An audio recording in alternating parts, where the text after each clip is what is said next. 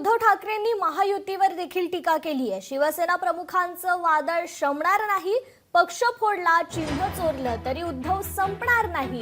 रक्त आटवून शिवसेना नावाचं वादळ निर्माण केलं असल्याचं उद्धव ठाकरेंनी या सभेदरम्यान म्हटलेलं आहे।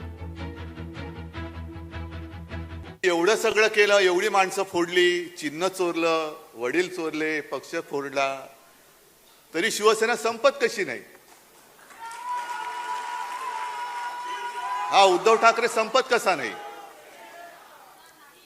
कारण त्यांना कल्पना नाहीये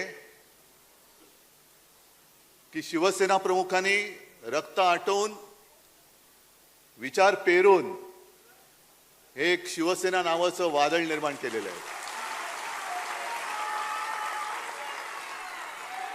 पैसे फेकून जमवलेली माणसं नाहीयेत।